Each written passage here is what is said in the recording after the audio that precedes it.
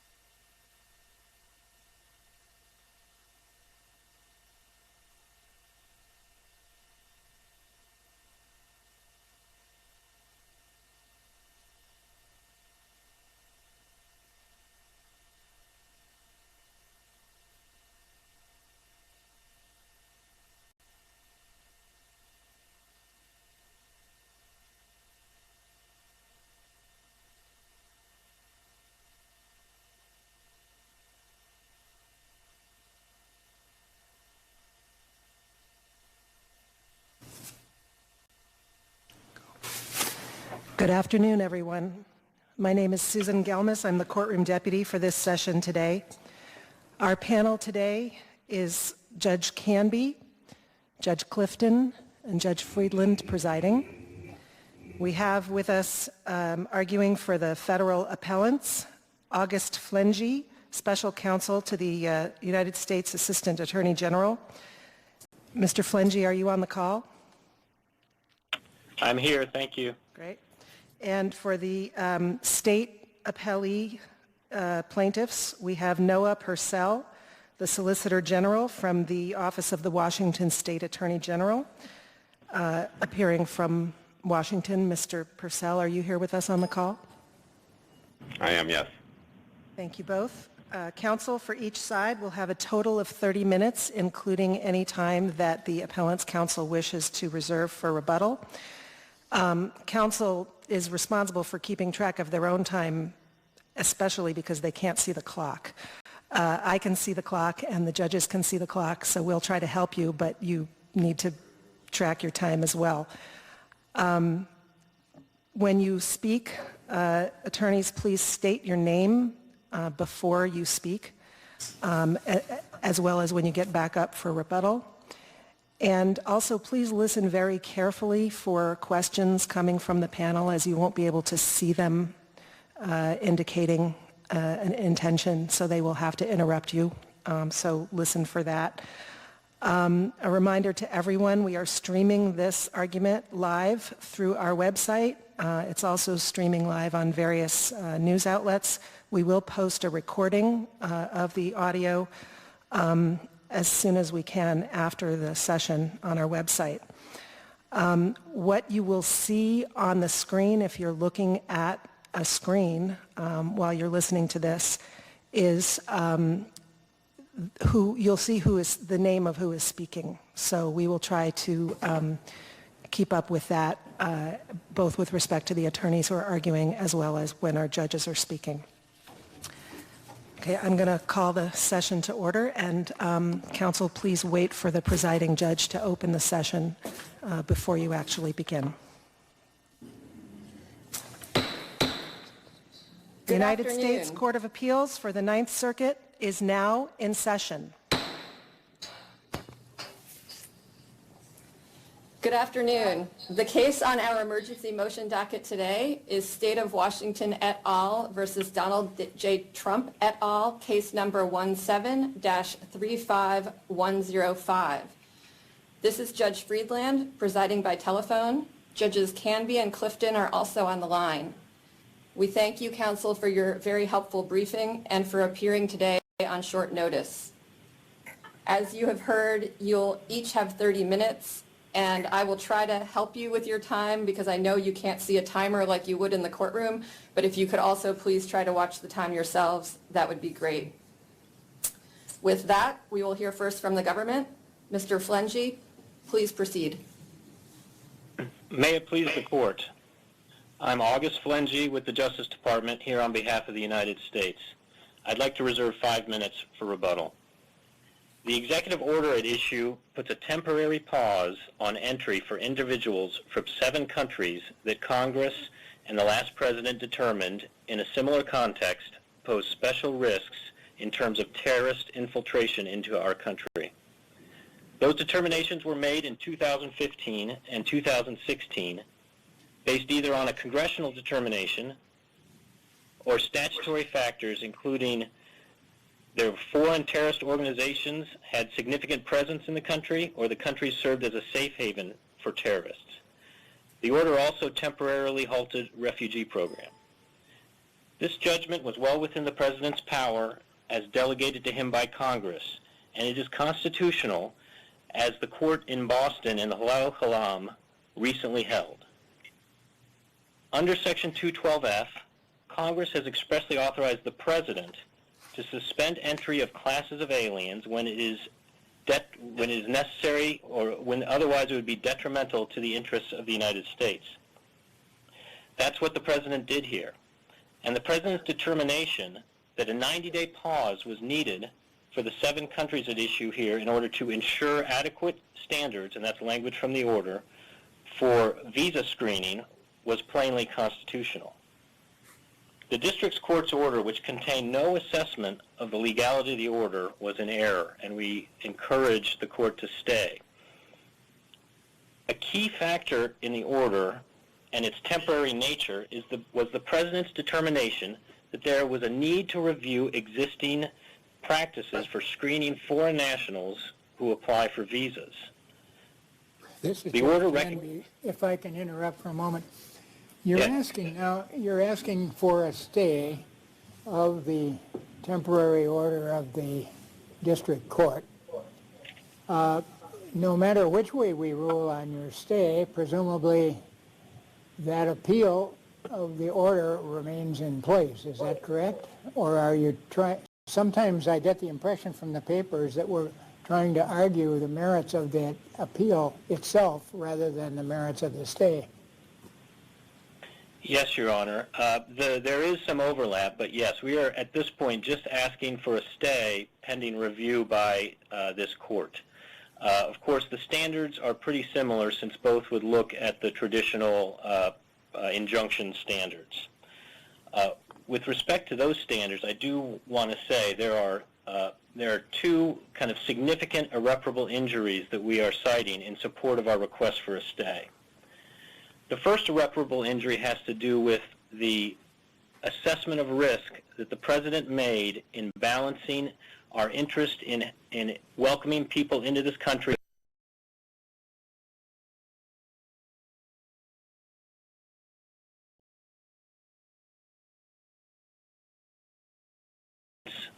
and the district court's order has upset that balance. This is a traditional national security judgment that is assigned to the political branches and the President, and the court's order immediately altered that. Have you offered any evidence to support this need that you're describing for the executive order, or are you really arguing that we can't even ask about whether there's evidence because this decision is not reviewable? Sure. The order itself includes findings. Those findings recognize the crucial role that screening presents in the visa process. They recognize that numerous foreign-born individuals have been convicted or implicated in crimes since September 11th. It recognizes that deteriorating conditions in certain countries create further problems. So the order created a pause so that the screening process could immediately be reviewed to ensure it's adequate. Has the government pointed to any evidence connecting these countries with terrorism? These proceedings have been moving very fast. The strongest point on that is that in 2015 and 2016, both Congress and the administration made determinations that these 7 countries posed the greatest risk of terrorism. And in doing so, restricted visa waiver to people who had even traveled to those countries over the last 5 or 6 years. The executive order relies on that determination, and that is, I think, the strongest type of reliance, where the President is relying on Congress's determination that these are countries of concern, and Congress's procedures to identify countries of concern based on significant terrorist activity in the countries. This is Judge Clifton. I understand the concept of that, but it's pretty abstract, and it's not like there haven't been processes in place to take some care with people coming from those countries. Indeed, those are the determinations in the statute and by the prior administration you're pointing to. Is there any reason for us to think that there's a real risk, or that circumstances have changed such that there would be a real risk if existing procedures weren't allowed to stay in place while the new administration conducts its review? Well, the President determined that there was a real risk. That's why the President determined that the best course was a temporary, it's a short halt in entry for 90 days while these procedures are looked at, and that's understandable.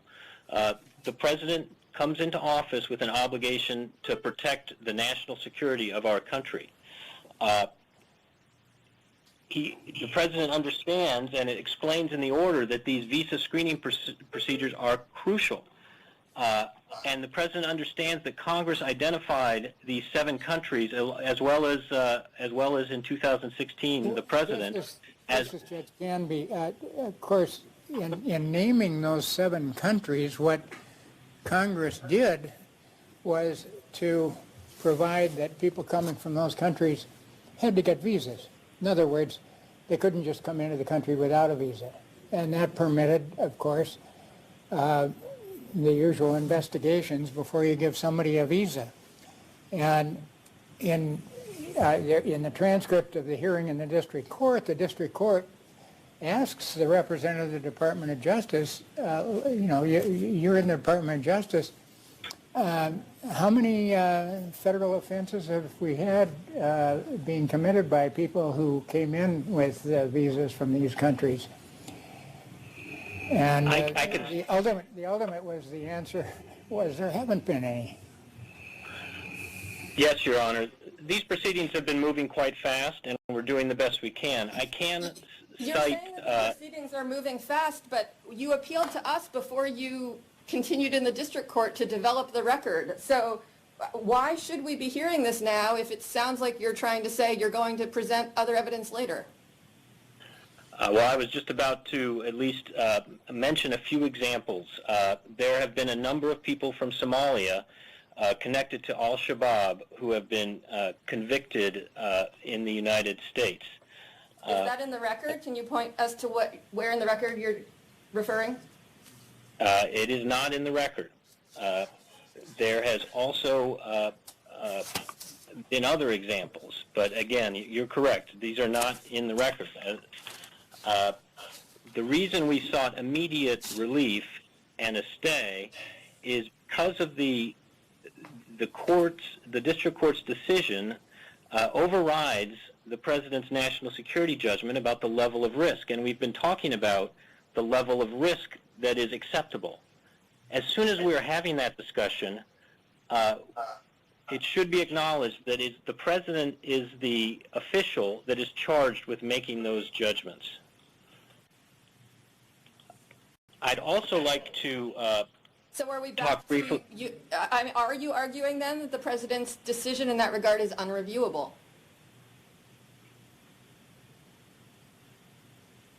Yes, there are obviously constitutional limitations, but we're discussing the risk assessment. What are the constitutional limitations that the government acknowledges?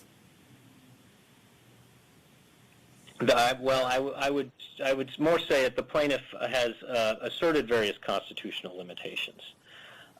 And I think the case that is most on point as far as constitutional interests are Mandel and Din.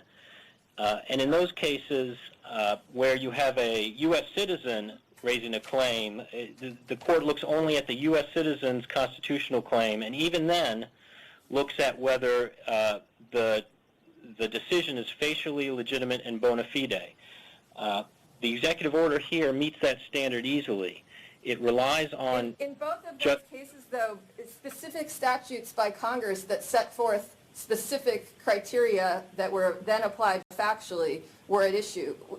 The president is not applying any specific criteria from Congress here, is he?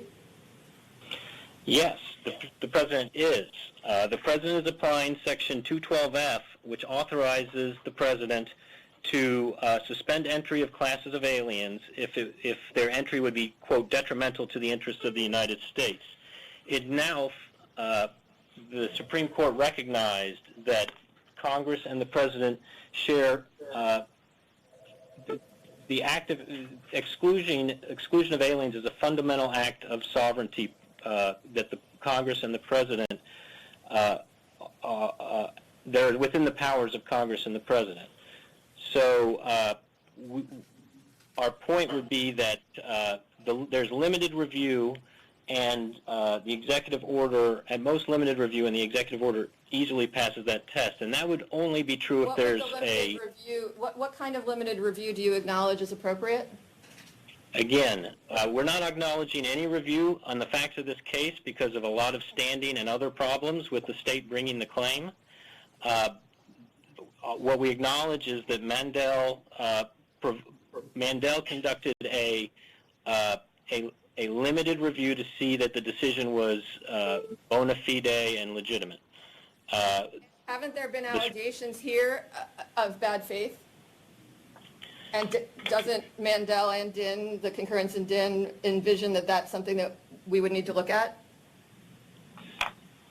When reviewing executive order of the president under Section 212F, the review should be confined to the four corners of the document to determine if the decision itself and the executive order's findings have any issues with respect to the standard. And again, I'm sort of far ahead of our position. This would be if there is a party in the U.S.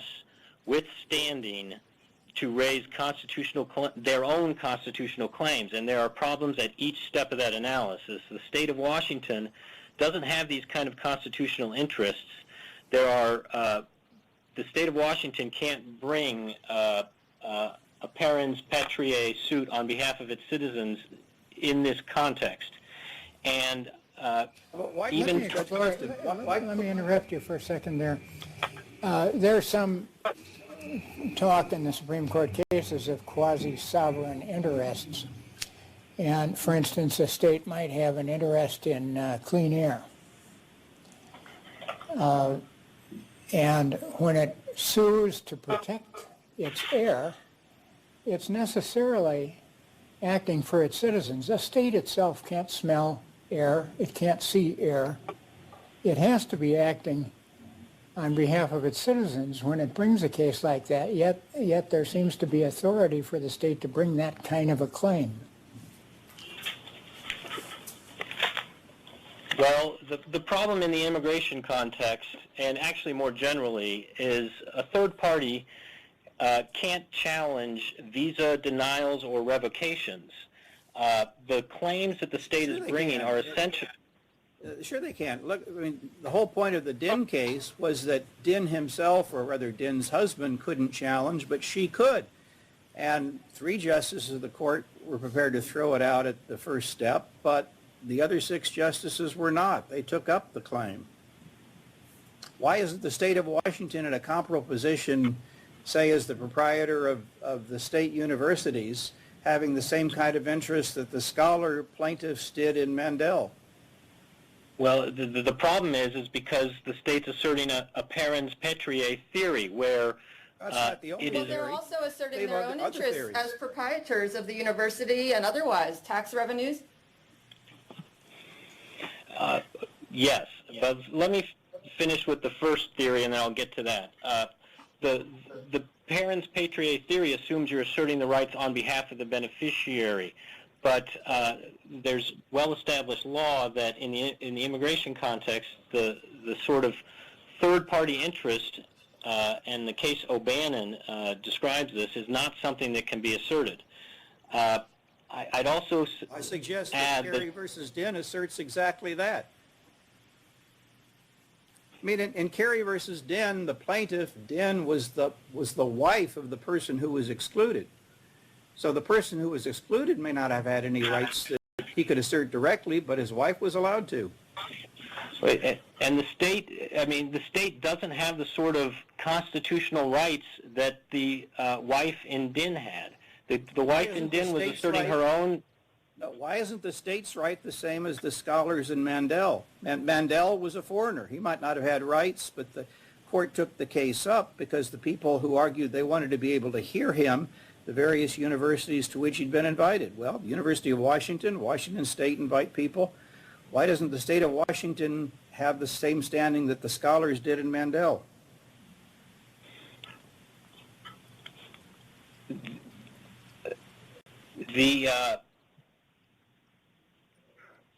again, you have to look at sort of the right of the state. And I guess I was discussing the right of the state on behalf of the people that it's bringing suit on behalf of. It's sort of collapsing the inquiry. I understand you're moving away, or I'm dragging you away from the parens patriae theory. Just speaking for myself, I agree with you on that. The state can't do that. But the state has also asserted a proprietary interest, in particular as the owner and operator of the universities. And it seems to me they line up very much as the way the plaintiffs in Mandel did.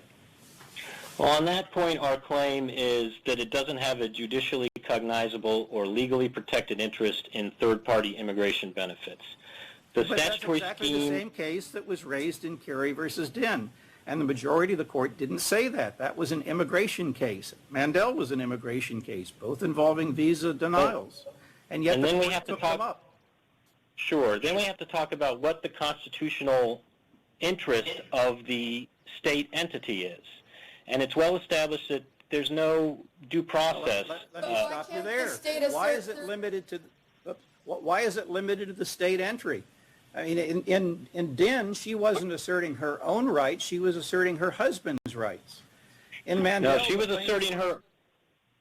Sorry, Your Honor. It was her right as the wife, claiming the loss of consortium and so forth. But the visa denial was to her husband. In this case, the state of Washington is claiming that it's going to hurt the university if it's not able to have these people come to the university. That sounds very much like the same kind of right that was asserted in Mandel. Well, hurting the university isn't enough now that we've turned on to the actual challenge. The state has to have a constitutional interest, because in Dinn it was the constitutional interest of the U.S. citizen spouse that the court was looking at. And if you get behind... what was the constitutional interest in Pierce versus Society of Sisters, where the school was allowed to assert the rights of the students and their families? That was a case where, if I remember correctly, the university was acting on behalf challenging a state law that affected its students.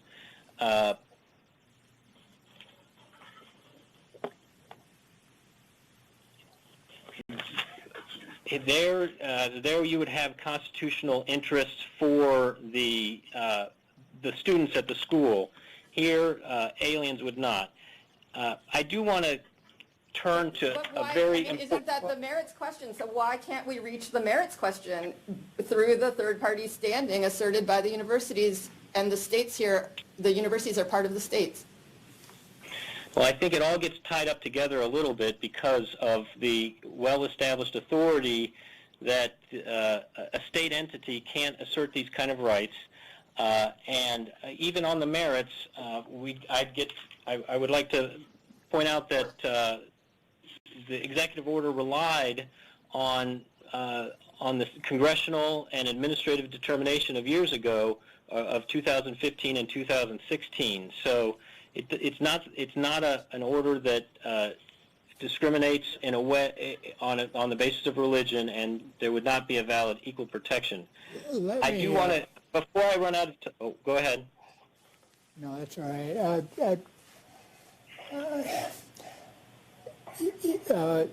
Could the president simply say in the order, we're not going to let any Muslims in? That's not what the order does here. Oh, I know. And the order relies on... Sorry, Your Honor. Could he do that? Could he do that? That's not what the order does. Would anybody be able to challenge that? That's not what the order does here. I do really feel... I do want to get to one key point. Well, we'd like to get to an answer to that question, because it speaks back to the standing issue. If the order said Muslims cannot be admitted, would anybody have standing to challenge that? I think Mandel and Dinn give a route to make a constitutional challenge if there were such an order. It would be by a U.S. citizen with a connection to someone seeking entry. This is a far cry from that situation. I'm not sure I'm...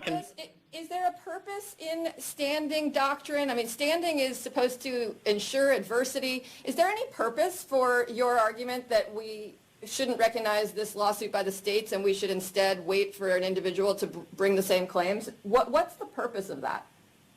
Well, there needs to be a concrete, legally protected interest that's judicially cognizable, and the people. I mean, across the country, there are many lawsuits where there clearly is standing. There are people impacted by this order, and there are cases across the country where we don't have these type of standing arguments. But in this case, we have it. There's a lot of law that says states can't step into the shoes of their citizens in this context. We have the sort of proprietary interests are very diffuse, and if we credit them, there would be almost no limitations on standing.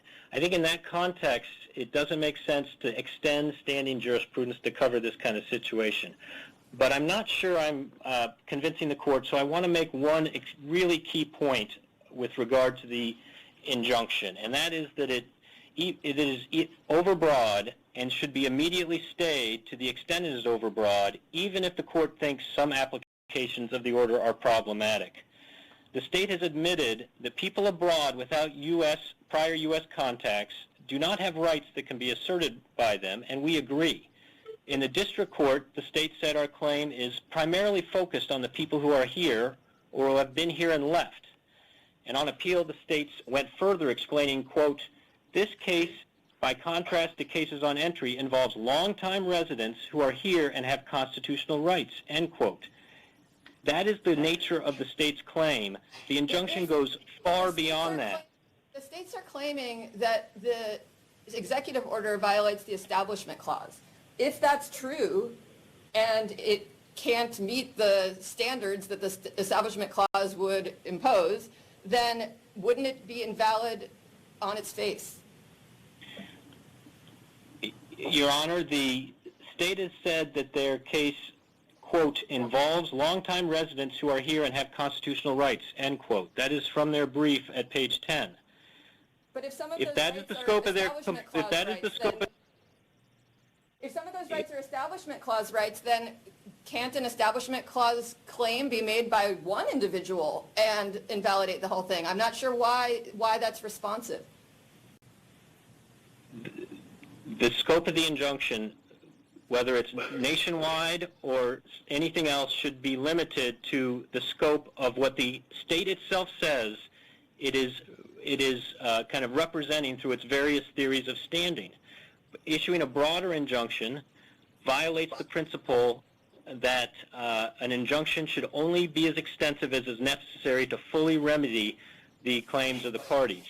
This is Judge Canby. Don't any of the declarations indicate that the state universities invite foreign scholars to come to the state, make presentations, come for a time, go back, and that they wanted to continue doing that, which means there probably would be future invitations to scholars who do not yet have a connection with this country.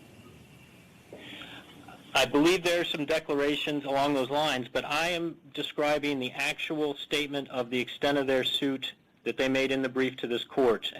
And to the extent that is the relief they seek, this court should immediately stay the relief that extends broader, and that is to people who have never been to the United States. And Section 5 of the order, which is the refugee provision and applies to people who haven't been here yet and don't have those relations with the university and don't quote, involve longtime residents who are here and have constitutional rights. I'm into my rebuttal time, but I would strongly encourage the court, even if it has concerns with the government's position, that it immediately stay the portion of the injunction that applies outside the boundaries of the U.S. And extends beyond people who have been who are in the U.S. or who have been in the U.S. Thank you. Thank you. Mr. Purcell? Yes, Your Honor. May it please the Court. I'm Washington State Solicitor General Noah Purcell on behalf of the states of Washington and Minnesota. Your Honors, it has always been the judicial branch's role to say what the law is and to serve as a check on abuses by the executive branch.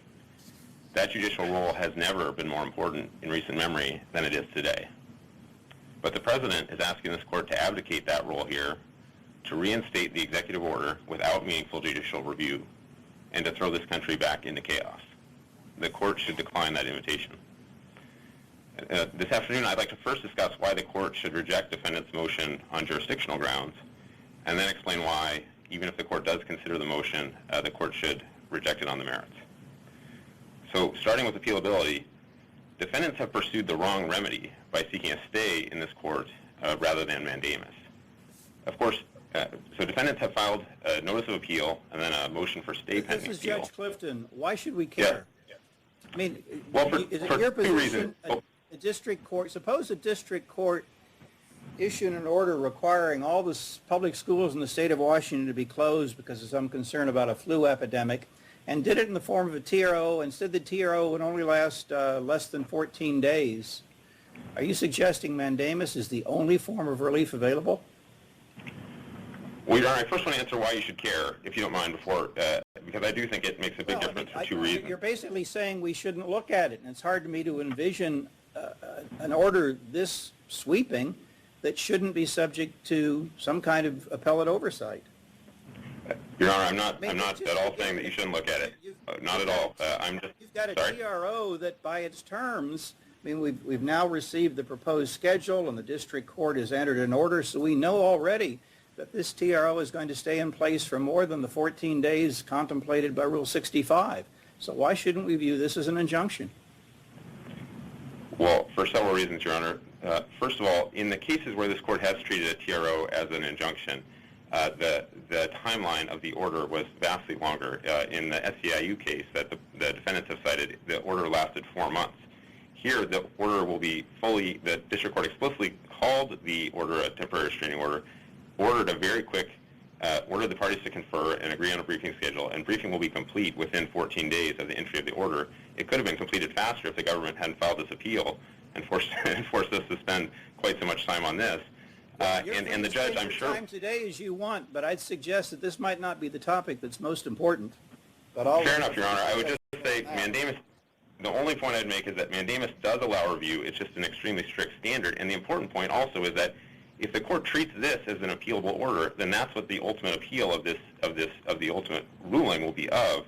Whereas if the court properly treats this as a mandamus decision and sends it back to the district court will have the opportunity to enter a more full preliminary injunction when the district court understands that that's what it's doing, when that's its intent. And that will be what the court can ultimately review, as opposed to reviewing what the court clearly intended to be a temporary restraining order. I will... Yes, Judge Canby, in your view, if we left this order in place, would there then be a preliminary injunction hearing in the district court? Absolutely, Your Honor. Absolutely. The parties have agreed to a briefing schedule. The preliminary injunction motion will be fully briefed by a week from Friday. I'm confident that Judge Robart will schedule a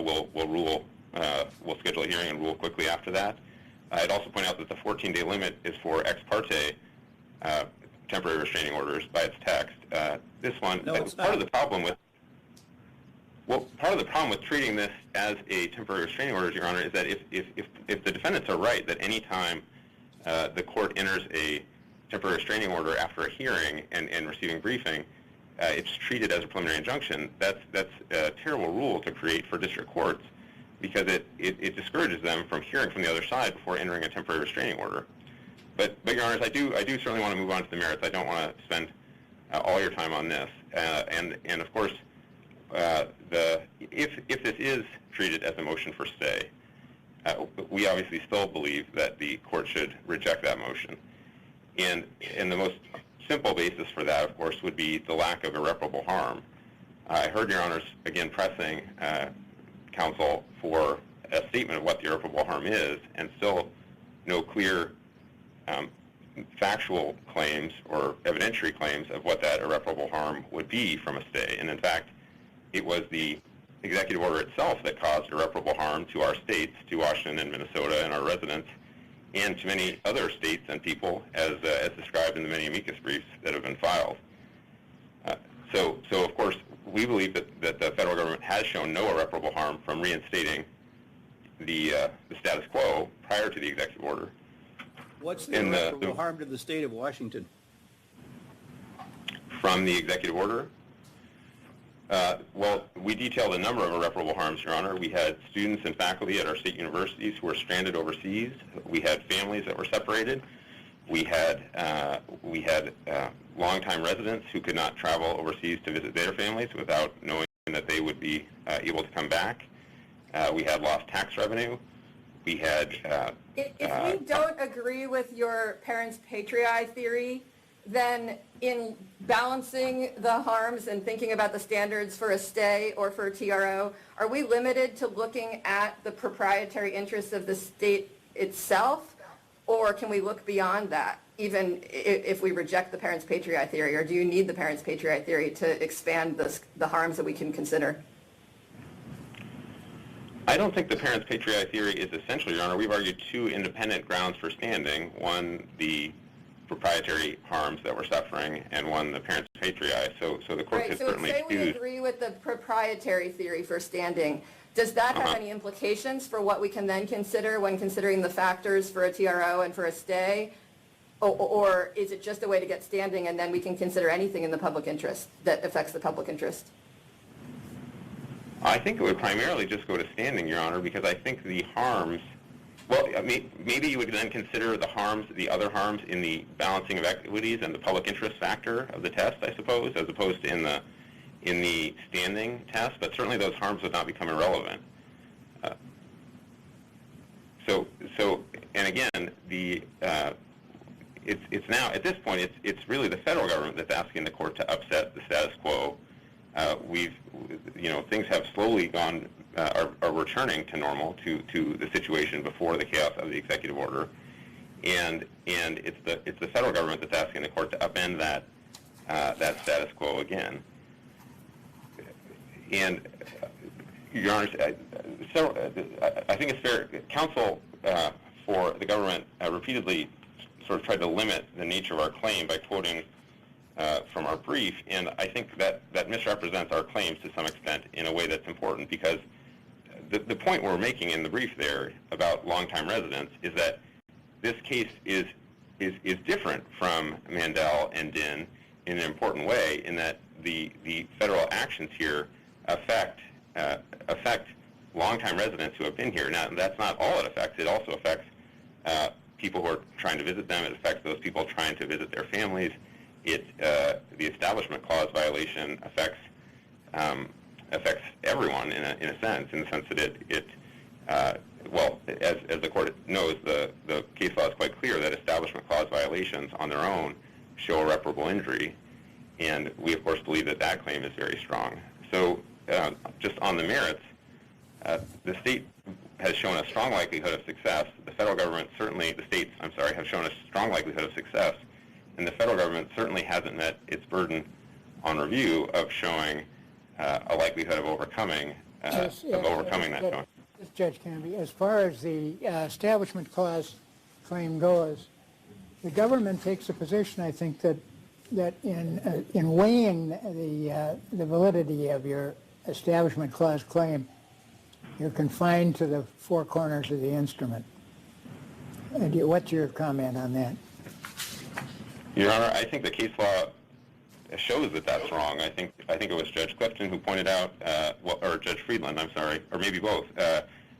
Kerry versus Dinh says exactly the opposite. This court's decision in Cardenas says exactly the opposite. That if the plaintiff makes plausible allegations sufficiently supported of bad faith, the court can look behind the motives. And in those cases, just to be clear, those were cases where the case had to do with excluding an alien who had never been here and had no right to be here. So if anything, the court should take a harder look at the real motives in a case where there are significant impacts on people who do live here, who've been here for many years, who are longtime residents, and who clearly are entitled themselves to constitutional rights of due process and equal protection unlike in Kerry and Mandel, where really it was, the rights being harmed were of the people overseas. It was the people here who were asserting them. Well, we and should so, be very if careful anything, about that. The assertion that the court took up the claim only because, in the case of Kerry versus Dinh, Ms. Dinh was a U.S. citizen. Of the number of people affected by the executive order, do you have any information as to what proportion would fit within the category of Washington residents or lawful permanent Your Honor, residents or people with visas? I mean, I suspect it's a small fraction.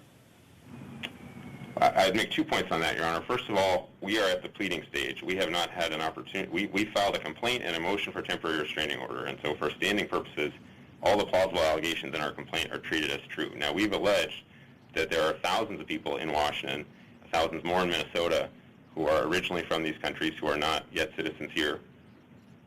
We know the way the order was originally interpreted, excuse me, Your Honor, defendants originally interpreted the order and said that it covered lawful permanent residents. We know that there are roughly 500,000 lawful permanent residents from these 7 countries in the United States. Now, they've changed their mind about 5 times about whether it applies to those people in the time since the order issued, and now they say that it doesn't. But at the time the state filed its complaint, they had not yet made their position clear about that, and I would say that that argument is not moot yet, because under the voluntary cessation standard, until they change the order to make that crystal clear,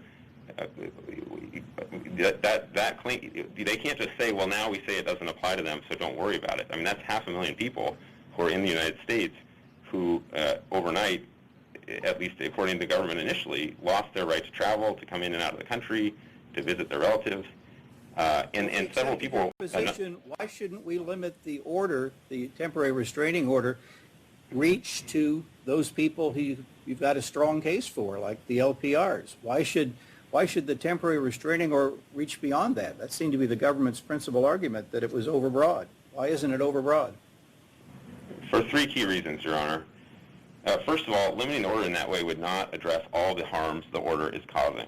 So, for example, it would not remedy the order's violation of the Establishment Clause, which harms everyone in our states, as well as our states themselves, by favoring one religious group over another. It also would not fully remedy the order's violation of the Equal Protection Clause, because the order relies on discriminatory animus to deny some of our residents who are here the ability to receive visits from their friends and family while allowing others to receive those visits, and so on. So it wouldn't address all the harms. The second point is that our U.S., as in Dinh, the U.S. citizens who are here who are related to these folks overseas do have rights, and it would not address their rights at all to limit it that way. And then finally, Your Honor, I just say that defendants have not explained how they would workably implement the narrower order that they're now proposing, which they didn't really propose in any way before. Their approach would require some sort of system for quickly approving travel and reentry by thousands of people from the affected countries who live here, who study here, who work here in our businesses, and who often have to travel for work or to visit family. And they just have not credibly described how they would be able to do that, even if it were able to address all of our harms. In evaluating your Establishment Clause claim, should we apply Larson or Lemon? Well, Your Honor, we think we prevail under either test, but we think this case is closer to Larson, because in Larson what you had was a facially neutral law.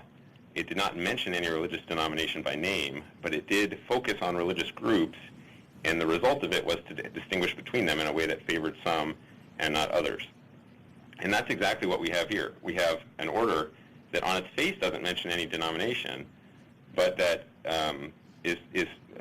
we have alleged, and there is strong evidence already to support, is intended to favor some religious groups over others, and that is exactly the situation in Larson. Now, I know the other side is saying if it doesn't mention a particular denomination on the face of the document, then Larson doesn't apply, but that's not what Larson itself says.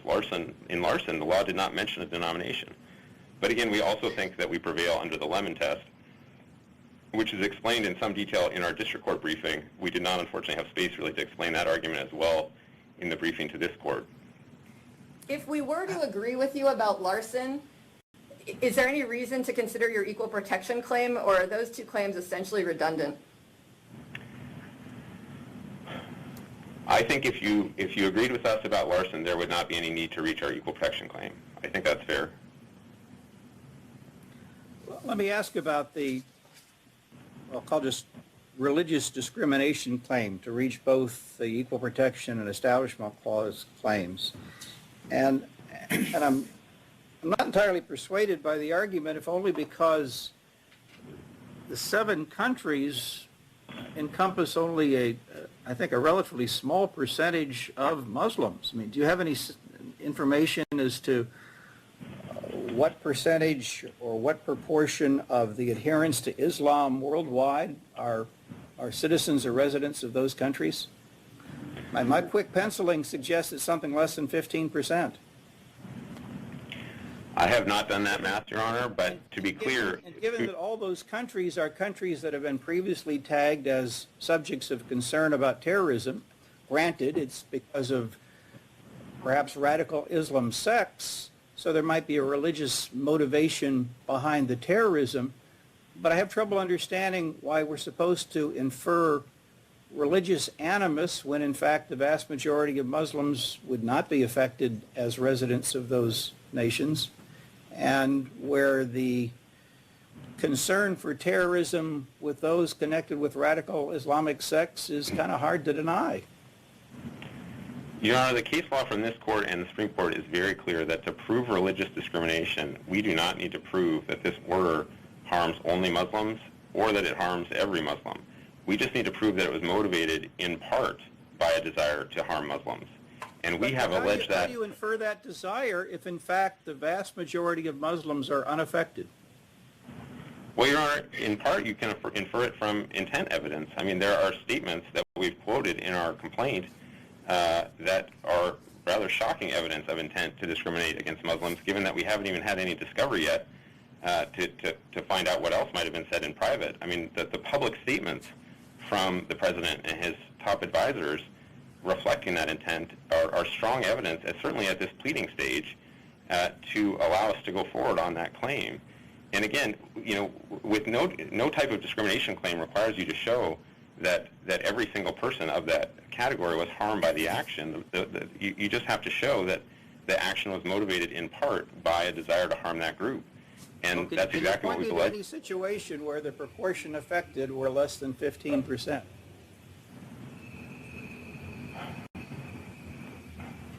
Your Honor, I'm sorry, I haven't thought about. As I said, I had not done that math before the argument. I have not thought about the case in those terms because. Well, let me switch to the other part of it. I mean, do you deny that in fact there is concern about people coming from those countries, separate and apart from what their religion might be, because as Congress and the previous administration have concluded, those countries are a concern from a terrorist perspective?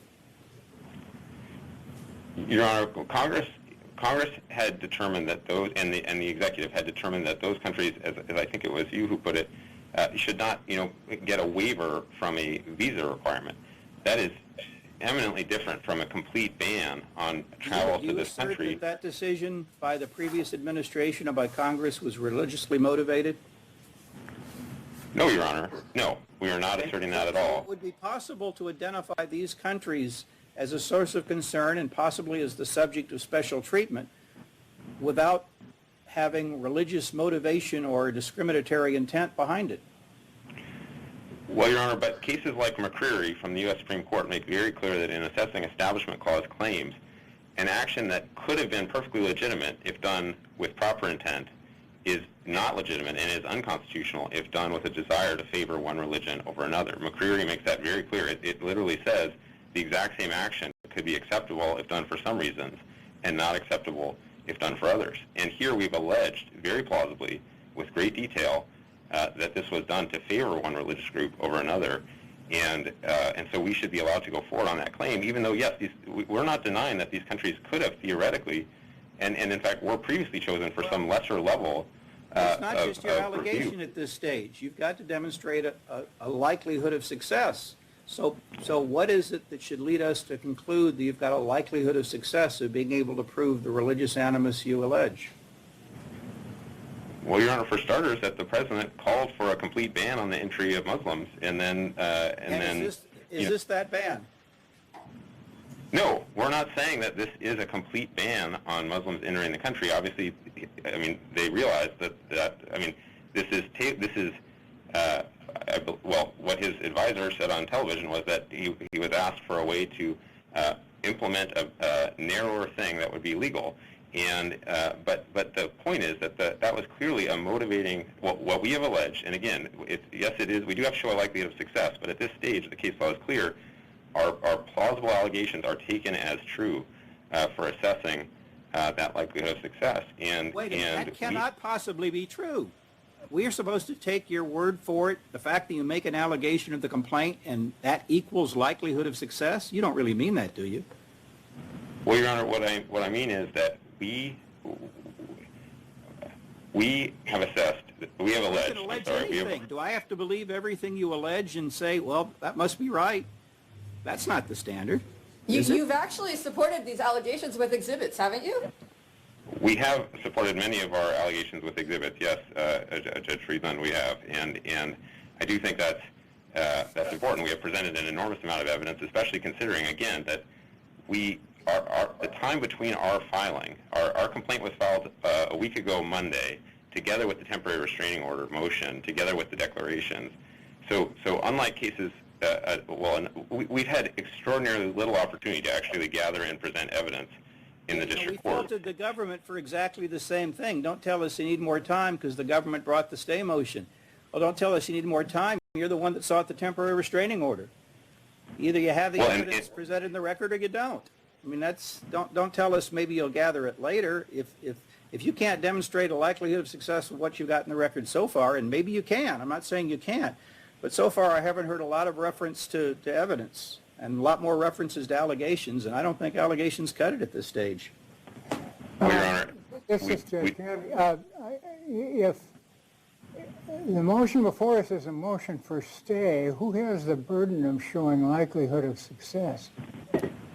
At this point, Your Honor, it is the federal defendants who have to show that they are likely to succeed on appeal. We had the burden at the district court of showing a likelihood of success on the merits, but the stay standard is very clear that it's the party seeking the stay that has to show a likelihood of success on appeal. And again, we believe that it would be more appropriate to treat this as a mandamus action where they would have to show a clear and indisputable right to relief.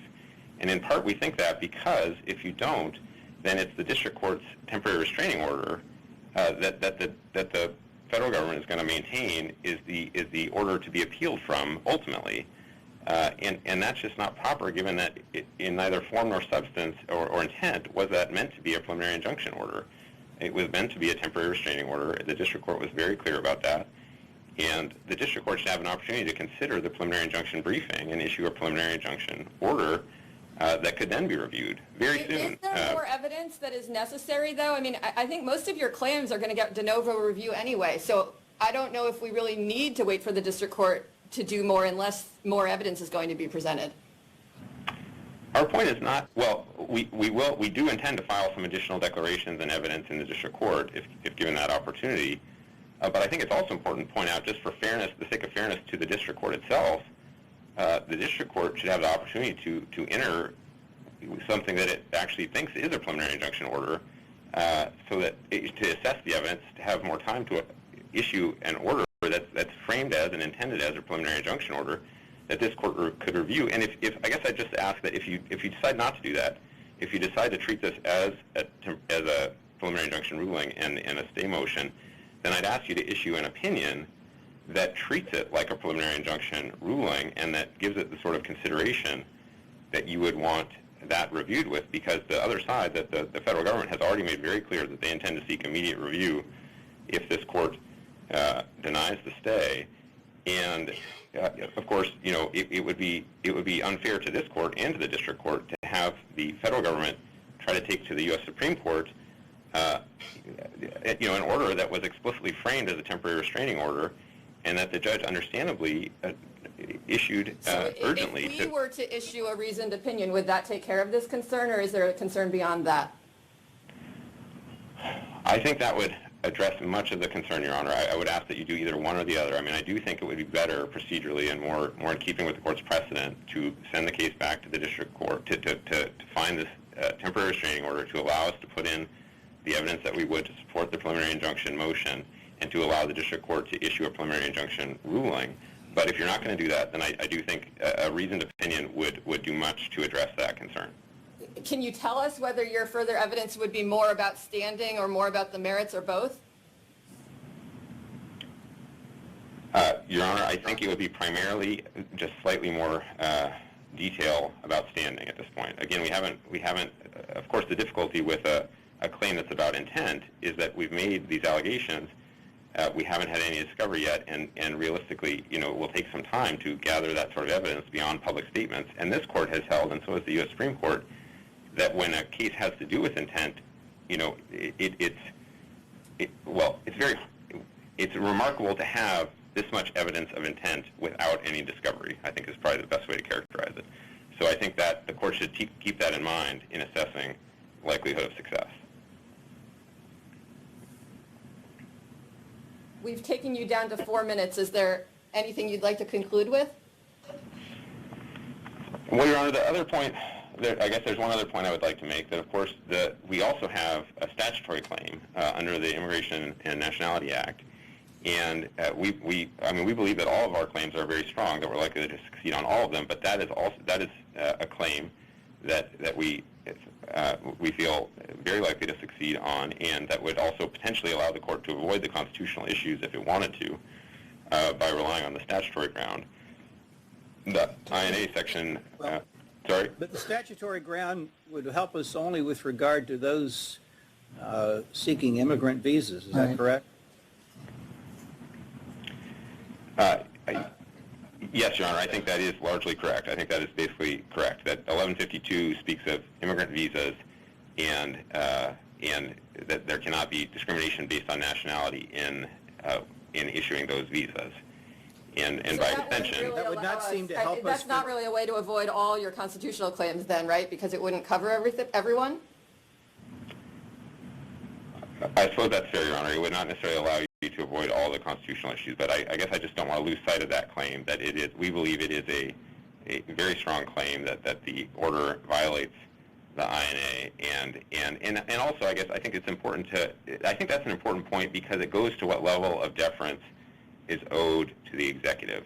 Of course, the President is claiming that he's acting pursuant to a congressional delegation of authority, and our position is, in fact, no, he's acting contrary to what Congress has said. And even if that's not as to every single member, every single person who's harmed by the order, it's an important factor to consider in deciding how much deference to give to the executive on this point.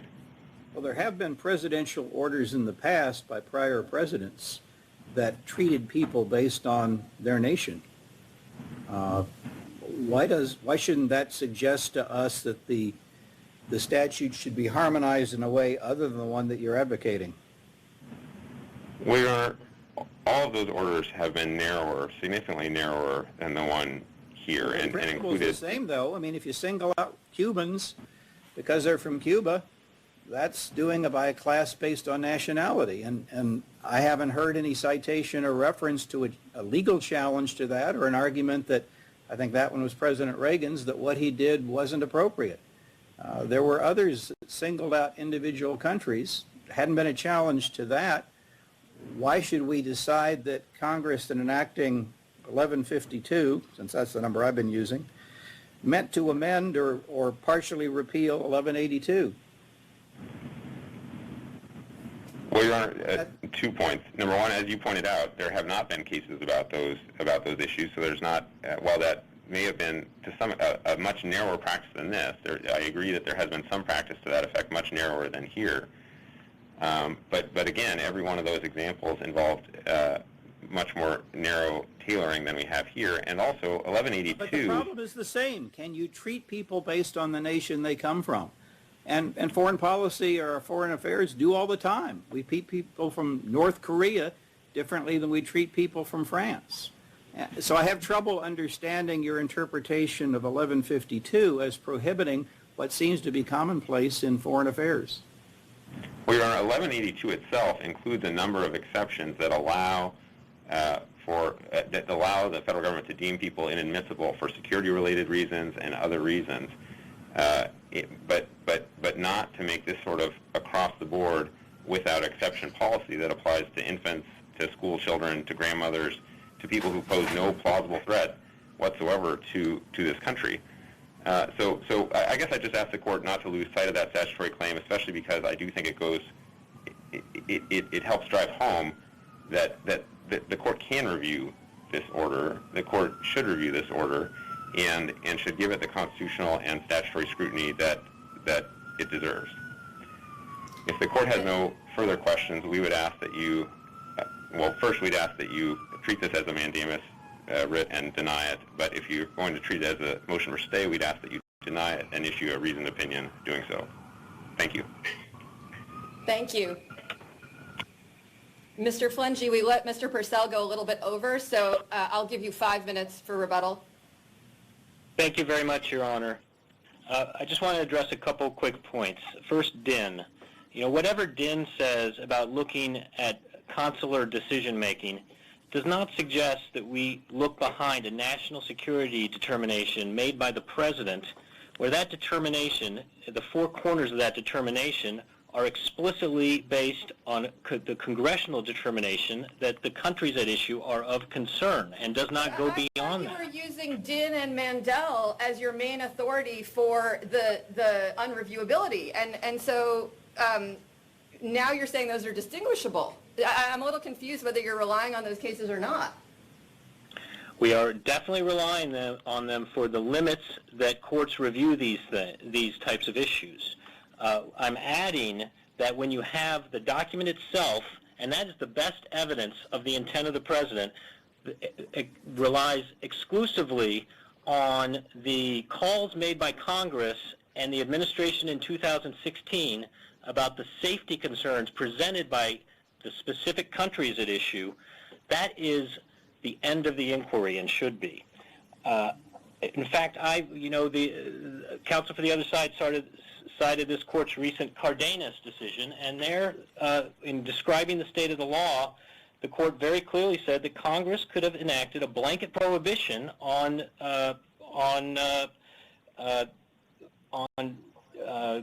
I think it was describing Mandel, on communist aliens, and that is, and here we have the President making a categorical determination based on the identification of countries of concern, and there's nothing strange. You answered the question that was asked earlier about what if the order said no Muslims. And you've been analogizing to cases that were about people who were communists who advocated overthrow of the U.S. government. And are you saying that the external evidence here that is alleged that the intent here was to ban Muslims is equivalent to that? If there were an executive order that prevented the entry of Muslims, that there would be people withstanding to challenge that, and I think that would raise Establishment Clause, First Amendment issues.